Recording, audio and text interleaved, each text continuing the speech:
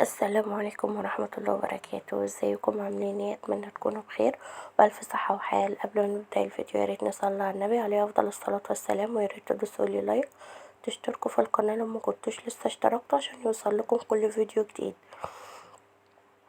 احب ان انتم تدعموني وتقفوا جنبي علشان القناة تكبر ونبقى عيلة مع بعض كده وننزل فيديوهات اكتر وروتينات اكتر. اتمنى ان هي تعجبكم. النهاردة هوريكم اللبس بتاع كوكي الصيفي كله. دلوقتي هطلع بقى خلاص الصيف على دخول، فهطلع بقى لبسها الصيفي كله بتاع السنة اللي فاتت علشان اشوف اللي هيبقى على قدها وايه اللي هيفضل اعينه.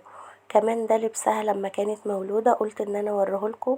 السلوبيت دي كنت جايبها لها في العيد الصغير اللي فات، مش ده اللي فات، اللي هي كانت لسه عمرها شهر. في العيد الصغير اللي فات كان عندها شهر، فكنت شاريه لها السلوبيتا دي مع فستان العيد. وكمان دي كانت بيجامه كنت جايباها لها وهي مولوده، هي فيها بقعة صفرا كده. الهدوم دي طبعا كلها انا هغسلها علشان خاطر ايه، ما بحبش الهدوم تبقى مبقعه، يعني بحب اشيل الهدوم نظيفه، ودي احسن حاجة يعني ان انا احتفظ بيها. انا بصراحة بحب ان انا احتفظ، حابة ان انا احتفظ بحاجة بنتي، مش ان انا اشحتها وكده. حابة ان انا احتفظ لها بيها عشان لما تكبر تلاقيها. ودي احسن حاجة تعملها لطفلك اصلا، لما يشوف صورة له وهو صغير وتطلعي له الفستان او البيجامة او الترنج اللي كان لابسه في الصورة ديت، اكيد هيفرح وهيتبسط قوي. ده لبسها لما كانت مولودة. سلوبتي اختي كانت جايباها، لبسها كله كان سلوبتات. انا بحب السلوبتات قوي، بحس ان هي بتكون حاكمه البيبي كده، بعرف اشيله منه. و...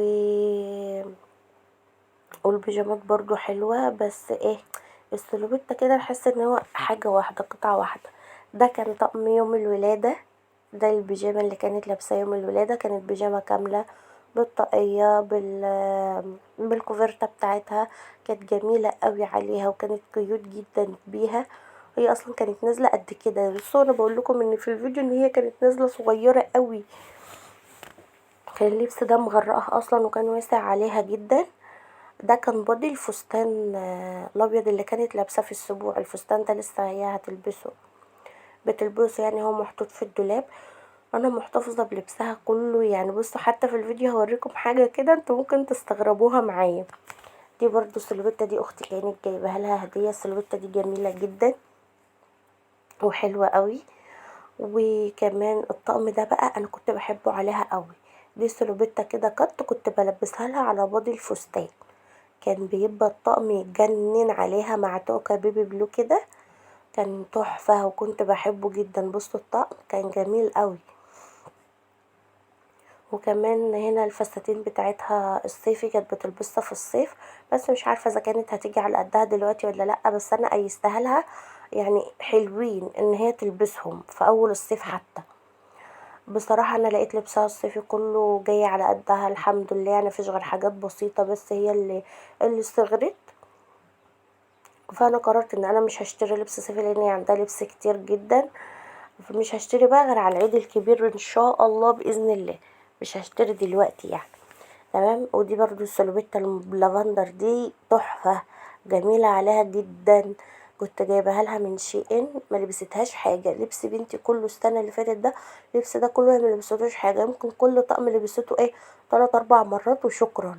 وكمان السلوبيتا دي كنت طالبها لها من شي ان. انا بحب السلوبيتات والقطن ديت، كنت بخرجها بيها على فكرة وبروح اكشف بيها.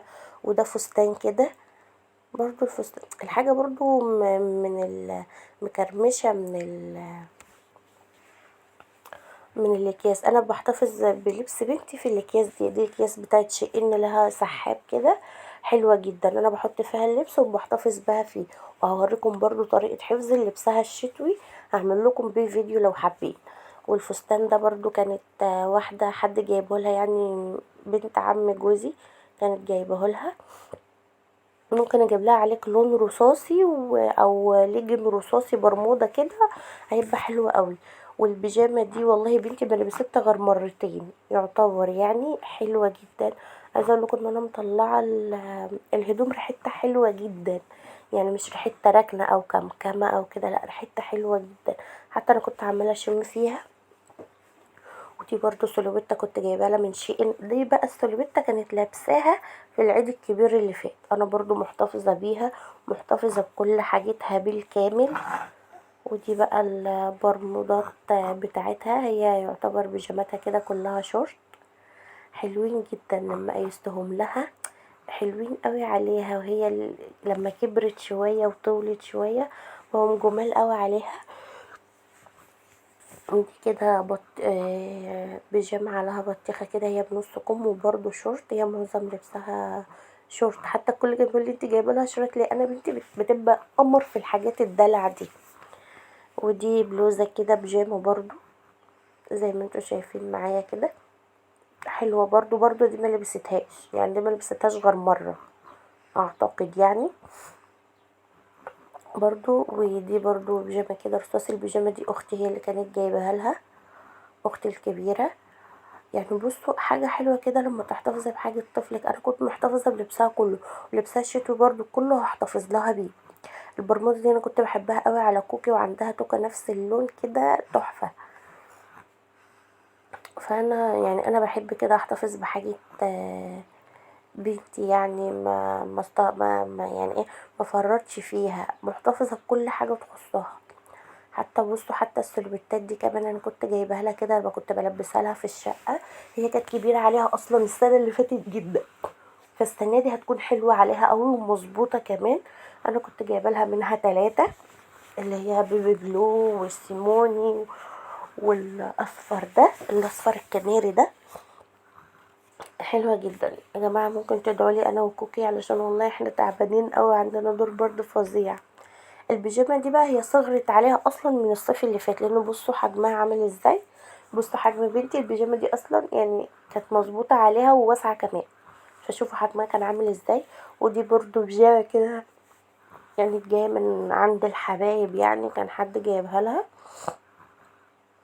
زي ما انتوا شايفين معانا كده. وبرضو الفستان ده سلوبيت، الفستان دي حلوة جدا، بتبقى بصوا عليها قمر قمر قمر من هنا للسنة الجاية.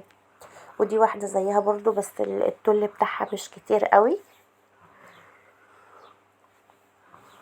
ودي بيجامات كده بنص كم عادية، كانت عمتها جايبها لها، يعني كانت جايبه لها بيجامتين يوم ما اتولدت، برضو دي لبست حاجات بسيطة الصيف اللي فات، ما اعرفش الصيف ده هتيجي على قدها، بس ممكن ان هي تيجي على قدها يعني.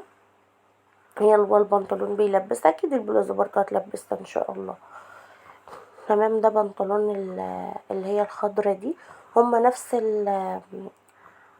هما من نفس التصميم بس مش نفس الرسمة ولا نفس اللون. تمام. ودي برضو سلوبيتا دي كانت جميلة قوي عليها، وعندها توكة اللي انا بعدلها دي، وعندها توكة بيضة فيها وردة، الوردة فيها نفس النجوم اللي في السلوبيتا. كنت بلبس لها الاتنين على بعض، بصوا كانت بتبقى عاملة فيهم زي الملاك، زي الملاك اللي جاية من الجنة كده بجد. كان الطقم حلو قوي، ومصورة لها بيه صورة تحفة جدا. بصوا هي فيها نجوم، السلوبيتا فيها نجوم صغننة قوي نفس النجوم اللي كانت في التوكة، كان الطقم تحفة قوي. ودي بقى بلوزة كانت بنت عم جوزي جايبها لها، حلوة جدا. البلوزة دي بقى كانت كبيرة عليها السنة اللي فاتت، بس السنة دي هتبقى تحفة عليها. في بقى ايه، هي عندها بقى انا كان بتاع شورت بنت اختي ما لبستهوش، فاختي جابتهولي الشورت ده تحفة عليها، هو كبير عليها جدا بس انا هضيقه واظبطه اخليه على مقاسها، ولبست على البلوزة دي الطقم يتجنن. بصوا معايا كده حاجة كده وهم، يعني حاجة كده ولا في الخيال، مع توكة بقى زيتي او زيتوني نفس الدرجة اللي في البلوزة دي، حلوة جدا. الطقم هيكون حلو جدا جدا جدا. انتوا متخيلين الطقم كده، بس انا هضيق لها الشورت كويس اخليه على مقاسها. ده بقى فستان العيد الصغير اللي فات، كان اول عيد ليها، كان عليها قمر مقطقط بمعنى كلمة مقطقط كده، كانت عاملة زي البونبوناية فيه بجد، كانت حلوة قوي جدا جدا، بالاخص ان هي كانت لسه صغيرة قوي، كانت لابسة عليه لون ابيض، بودي ابيض وتوكة بيضة، كان تحفة. وكمان السلوبيت دي انا كنت طالباها لها من شي ان، برضو ما لبستهاش برضو غير 4 مرات بالظبط، وفي مناسبات، مش اللي هي كانت بتخرج بيها وكده. انا بحب اخرج بنتي بالاخص في الصيف في الحر بحاجات قطن زي السلوبيتات اللي شفتها معايا في الاول. الطقم ده بقى الحاجات اللي جايه دي كلها جديده. الطقم ده اخويا كان جايبه لها يوم ايام ولادتها، يعني كان جايب لها البلوزه دي عليها ارانيب كده، ارنوب يعني، وكمها اللي هو الكم اللي بيكون نازل ده، والشورت بتاعها زيها عليه برضو القطة كده من تحت الأرنوب ده برضو الطقم ده هي اللي ملبستوش لأنه كبير عليها أصلا. ممكن أصلا الشورت ده يكون كبير عليها السنة دي برضو، بس أنا ما قيستهولهاش. والفستان ده برضو أنا كنت طالباهولها من SHEIN. هو ستايله كده كتف وكتف، بس حلو جدا. هو خامته طرية قوي وخفيفة جدا، حلوة قوي ومناسبة جدا للصيف. وده الحزام بتاعه يعني عشان اوريكم بس، والله ما تلبس، هو كبير عليها اصلا. تمام. والسلوبيت اللي جايه دي بقى انا كنت جايبها لها على اساس البسها لها في العيد الكبير اللي فات، بس طلعت كبيره جدا عليها، فهي خلاص اتعانت. هي لسه والله بالتيكت بتاعها زي ما اوريكم اهو، فانا عينتها لها وهتلبسها ان شاء الله الصيف ده. هي حلوه جدا واتمنى ان هي تكون حلوه. اجيب لها عليها بقى صندل احمر كده وتوكه حمراء، حاجه جنان كده. الفستان ده هو فستان سلوبيتا كده، اختي كانت جايبهولها، كان بتاع بنتها يعني وهي جابتهولها. حلو جدا، بس هو بس عايز ايه، كوية نضيفة محترمة كده، هيبقى حلو برضو زي ما قلتلكوا. الهدوم مكرمشة من الركنة. تعالوا بقى اوريكم. شوفوا انا محتفظة بحاجة بنتي لدرجة ايه، محتفظة بيها لدرجة التوك بتاعة اللطقم بتاعتها. يعني شوفوا، دي التوكة بتاعة الطقم اللي هو السلوبيت الزيتي اللي انا لسه موريهالكم من شويه، والتوك بتاعه اللطقم بتاعتها كلها. ودي برضو توكه ورد كده كنت بلبسها لها عليه، لان التوكه الدنيا دي كانت كبيره على دماغها، فانا كنت بلبسها التوكه دي. هي نفس الشكل كده، هي اوف وايت وفيها ورق شجر زيتي كده. والحزام ده بتاع الفستان الجينز التلجي اللي انا وريتهولكم، هو هناك اهو، بتاع العيد الصغير ده الحزام بتاعه. شوفوا محتفظه لدرجه ايه. ودي توكة السلوبيتا برضو كانت معايا في اول الفيديو اللي هما بتوع SHEIN. ودي برضو بتاعت السلوبيتا التانية لو تفتكروا معايا في اول الفيديو. بصوا يعني مفيش بعد كده، يعني حتى التوك انا محتفظة بيها. ودي توكة البيجامة الصفراء. طبعا في البيجامات اللي هنا في لها توك تانية، بس انا كنت بلبسها لها في الشتا برضو على الترنجات الشتوي. تمام. ودي توكة بيبي بلو كده، دي التوكة بقى اللي كانت بتلبسها على الطقم اللي قلتلكوا ان انا كنت بحبه عليها.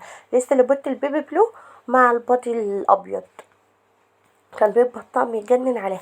دي بقى السلوبيتا، دي بقى اهم توكة عندي. دي التوكة اللي كانت لابساها يوم السبوع على الفستان بتاعها، تجنن تجنن تجنن، حلوة جدا جدا جدا جدا. تمام. بصوا هنا بقى يعني نكون وصلنا لنهاية الفيديو. اتمنى ان هو يعجبكم. طبعا انا هغسل الحاجات دي كلها معاكم وهوريكم الروتين بتاعي في حفظ اللبس الشتوي برضو. اتمنى ان انتوا تدوسوا لايك وتشتركوا في القناه لو ما كنتوش لسه اشتركتوا عشان يوصل لكم كل فيديو جديد. مع الف سلامه.